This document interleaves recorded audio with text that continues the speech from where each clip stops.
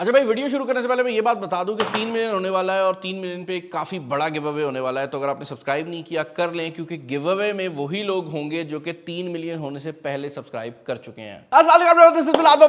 भाई, एक चीज पाकिस्तानी मार्केट के अंदर दोबारा आना शुरू हो गई है और वो ये है कि पाकिस्तानी मार्केट के अंदर काफी ऐसे ब्रांड्स भी दोबारा नजर आने लग गए हैं जो कि बिल्कुल गायब हो गए थे बेसिकली पाकिस्तानी मार्केट से। एसेंशियली वो फोन्स जो कि पाकिस्तानी मार्केट के अंदर बाहर से लेकर आए जाते हैं और उसके बाद उनको पीटीए अप्रूव किया जाता है, जिसके अंदर ये जो फोन मेरे सामने मौजूद है ये भी एक प्राइम एग्जांपल है। Now this is iQOO Z11 turbo, जो कि अगर आप पीटीए अप्रूव लेते हैं तो आपको पाकिस्तानी मार्केट में समवेयर अराउंड 165-170 की रेंज में मिल जाएगा, और नॉन पीटीए लेकर खुद पीटीए करवाते हैं तो 1,20,000 के प्राइस रेंज में भी ये मोबाइल फोन जो है पाकिस्तानी मार्केट में आपको देखने को मिल जाता है। अब मैं क्यों कह रहा हूं कि दोबारा जो है वो ये वाले फोन ऊपर उठ रहे हैं, उसके पीछे रीजन ये है कि 5G फोन आने पर जो एक हरकत हुई है वो ये है कि कुछ ब्रांड्स ने अपने मोबाइल फोन की प्राइसिंग को बहुत ज्यादा बढ़ा दिया है, और अब हम उस पॉइंट पर आ चुके हैं कि अगर आप लाख रुपया खर्चते हैं तो आपको काफी हद तक एक मिड रेंज फोन मिलता है। अगर आप इन्फिनिक्स के जो नोट सीरीज थी उसको निकाल दें तो इस टाइम लाख रुपए के बजट के अंदर एक या दो मॉडल्स के अलावा सब 4G फोन्स बिक रहे हैं, और वो फोन्स भी किसी काम के नहीं है। यही वजह है कि जो इंटरनेशनल मॉडल्स हैं जिसमें ये iQOO कंपनी के फोन्स आ जाते हैं,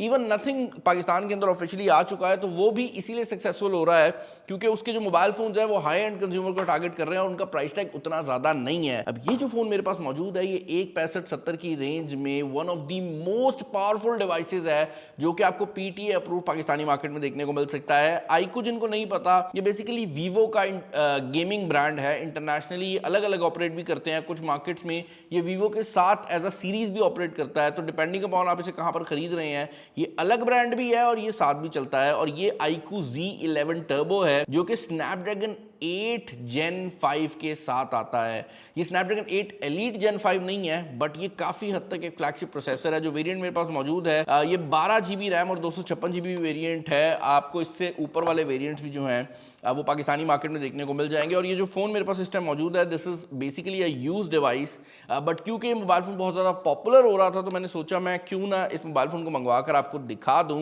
ये मोबाइल फोन हमें यूट्यूब मोबाइल फोन वालों ने भेजा है, जिनकी कचहरी बाजार में यूबीएल के बिल्कुल साथ शॉप है। मैं नंबर उनका यहाँ पर डाल दूंगा। This is a used phone. मेरे ख्याल से जब आप इसको ऑफिशियली खरीदेंगे तो इसके अंदर एक बुकलेट भी होता है, बट ऑब्वियसली वो चाइनीज में होगा तो मसला नहीं है। आपको एक केस भी देखने को मिल जाता है और इसका केस इंपॉर्टेंट है। उसकी रीजन ये है कि ये उतनी पॉपुलर डिवाइस नहीं है, तो अभी के लिए पाकिस्तानी मार्केट में इसका केस आसानी से मिलना थोड़ा डिफिकल्ट भी हो सकता है। टाइप C to C वाली जो केबल है वो आपको देखने को मिल जाती है, और उसके अलावा आपको एक सिम इंजेक्शन पिन देखने को मिल रही है, एंड फाइनली आपको आपका जो चार्जिंग ब्रिक है वो देखने को मिल जाता है। और इसको मैं इसके ये रैपर से रिमूव कर ही लेता हूँ, मुझे ये रैपर्स बहुत बुरे लगते हैं इस तरह के चार्जर्स के ऊपर। जो चार्जर है भाई ये 100 वॉट्स का चार्जर है, तो 20 वोल्ट और 5 एम्पेयर यानी पूरे 100 वॉट्स का ये चार्जर जो है आपको देखने को मिल जाता है। This is a type C charger, तो आप टाइप C to C वाली जो चार्जिंग है वो भी कर सकेंगे। ये बात भी आपने नोटिस की होगी कि पाकिस्तानी मार्केट में जो वीवो के फोन आते हैं वो आज भी टाइप A to C वाली चार्जिंग पे आते हैं, बट उन फोन्स के ऊपर भी अगर आप ये चार्जर लगाएंगे तो फास्ट चार्जिंग आपको मिल जाएगी।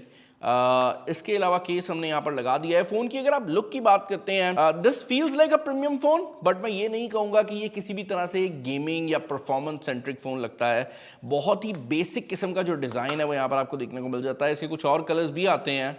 बैक जो है वो यहाँ पर ग्लास की है, इसका एक ब्लैक कलर आता है जिसमें ये बेसिकली फाइबर ग्लास है, लेकिन यहाँ पर आपको ग्लास की ही फिनिश मिल रही है। बैक पर ड्यूल कैमरा सेटअप है, और यही वो वाहिद I would say main compromise है जिसमें आपको नजर आएगा कि इस फोन में और अगर आप 5 लाख वाला फोन खरीदते हैं उसमें फर्क महसूस होगा। उसकी रीजन ये है कि यहाँ पर आपको एक अल्ट्रा वाइड एंगल कैमरा देखने को मिल रहा है जो कि आई एम अज्यूमिंग 8 मेगापिक्सल का है, और 200 मेगापिक्सल का मेन कैमरा मिल रहा है जो कि सैमसंग का HP5 सेंसर है। ऊपर वाली साइड पर स्पीकर ग्रिल मिल जाती है, एल्यूमिनियम बॉडी है अक्रॉस द फोन आप देख सकते हैं। नीचे वाली साइड पर आपको आपकी सिम स्लॉट देखने को मिल जाती है। यहाँ पर मेमोरी कार्ड की ऑप्शन ऑब्वियसली अवेलेबल नहीं है क्योंकि ये एक हाई एंड फोन है।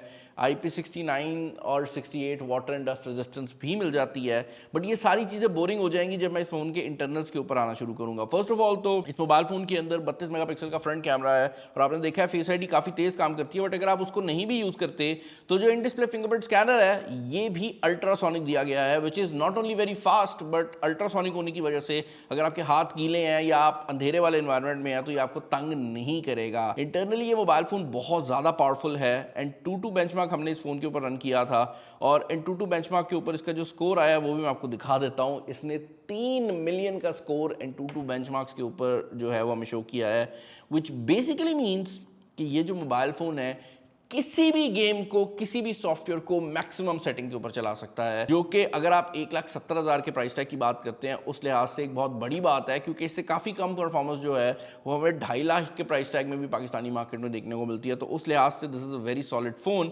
फ्रंट स्क्रीन भी आप देख सकते हैं यहाँ पर काफ़ी हाई क्वालिटी की लगाई गई है। ये जो डिस्प्ले है आप देख सकते हैं इसके बेजल्स भी काफ़ी कम रखे गए हैं और ये मोबाइल फोन वैसे तो ऑन पेपर 6.59 इंचेस के डिस्प्ले के साथ आता है, बट इसकी जो एस्पेक्ट रेशियो है उसको थोड़ा लंबा रखा गया है, जिसका मतलब ये है कि आपको एक बड़ा डिस्प्ले भी देखने को मिल जाता है। बट अगर आप इस फोन को सिंगल हैंड यूज करना चाहते हैं तो आप काफी हद तक कर सकते हैं, स्पेशली अगर आप एक बड़े फोन से आ रहे हैं तो आपको इस फोन को सिंगल हैंड यूज करने में कोई खास मसला नहीं आने वाला। ये स्क्रीन 144 हर्ट्ज के रिफ्रेश रेट के साथ आती है, एमोलेड है और 1.5K का जो बेसिकली इसकी रेजोल्यूशन है वो भी आपको देखने को मिल जाती है। Now obviously this is a Chinese market phone, तो आपको कुछ ब्लोटवेयर जो है वो प्री इंस्टॉल्ड जरूर मिलेगी, बट गूगल की जो सॉफ्टवेयर है वो आप बड़े ही आराम से इसके ऊपर इंस्टॉल कर सकते हैं और एक बार जब आपने इंस्टॉल कर लिया तो उसके बाद आपको किसी भी किस्म की जो सपोर्ट के इश्यूज हैं वो नहीं आते, क्योंकि इसके अंदर जो सॉफ्टवेयर है वो एग्जैक्टली वही है जो पाकिस्तानी मार्केट में आपको वीवो के फोन्स में भी मिलती है, यानी कि Origin OS 6। तो आपको वहां पर किसी किस्म का कोई मसला नहीं आने वाला। अब ज्यादातर लोग जो इस मोबाइल फोन को खरीद रहे हैं ये वो लोग हैं जिनको नंबर 1 के ऊपर अपने मोबाइल फोन में परफॉर्मेंस चाहिए, बट ये गेमिंग फोन नहीं खरीदना चाहते, क्योंकि उनको स्टेबिलिटी भी चाहिए, उनको कैमरा भी चाहिए और वो ये भी चाहते हैं कि फोन जेब से निकालें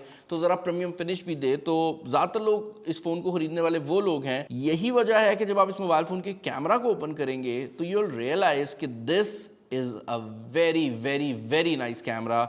आप इसको वीवो के हाई एंड फ़ोन से कंपेयर ज़रूर कर सकते हैं। इनफैक्ट जो वीवो की वी सीरीज़ आती है उससे इसकी क्वालिटी मुझे बेहतर ही लगी है, क्योंकि ऑब्वियसली 200 मेगापिक्सल का कैमरा दिया गया है एंड इसकी जो अटेंशन टू डिटेल है कैमरा की वो बहुत कमाल है। बैक कैमरा बहुत ज़्यादा अच्छे रिजल्ट देता है।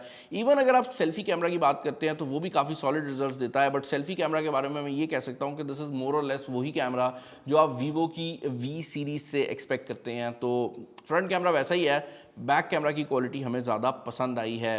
बैक कैमरा के अंदर आपको मेन कैमरा पर 4K 60 फ्रेम्स पर सेकंड की जो ऑप्शन है वो भी देखने को मिल जाती है और यहाँ पर आप 4K 60 फ्रेम्स पर सेकंड में जो इलेक्ट्रॉनिक इमेज स्टेबलाइजेशन है उसको भी ऑन कर सकते हैं, बट अल्ट्रा को ऑन करेंगे तो ये फिर वाइड एंगल पे चला जाता है और 1080p पे मूव कर जाता है। बाय द वे अगर आप स्पीकर सिस्टम की बात करते हैं तो वो भी ड्यूल है। प्रोडक्ट्स हैं उनके सबके 27 वर्जन जो है वो लॉन्च हो गए हैं।